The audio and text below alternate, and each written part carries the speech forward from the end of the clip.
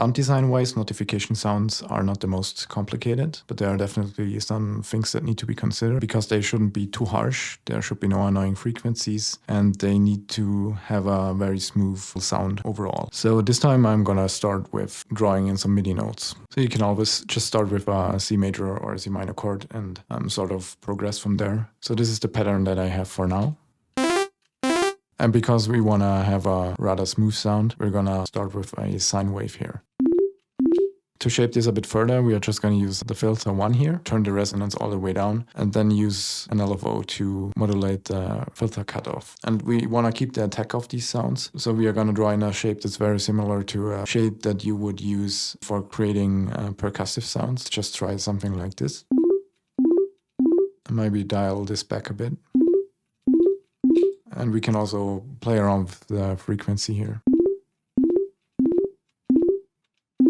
But this sounds fine for now. So what I also like to do is to use some reverb. Let's turn down the chorus and the gain here. Set the size very low and the time also to a very short setting. And then just mix the reverb in a bit. This helps to make the sound a bit less in your face. Now back to our mini clip. We can also easily just invert this shape. And by doing this, we kind of get the opposite notification sound that also gives the opposite indication to the user. So this one is more approval and this one is more deny or rejection. Another interesting thing to do is to use a pattern like this and add an interval at the end for the last note, and preferably a dissonant one. So we are going to use a second here. This kind of increases the effect.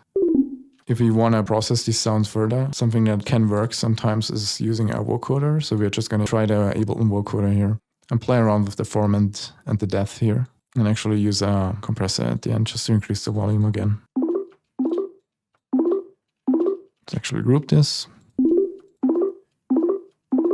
This can help if you want to make it even more wet sounding. But the main thing that I like to do is I like to bounce these sounds to audio and then pitch them around. So let's just record one version without the vocoder and then one with vocoder engaged.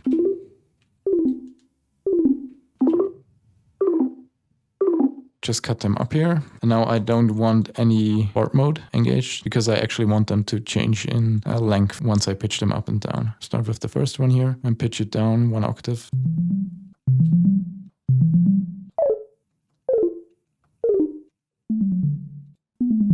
Now the vocoder sounds.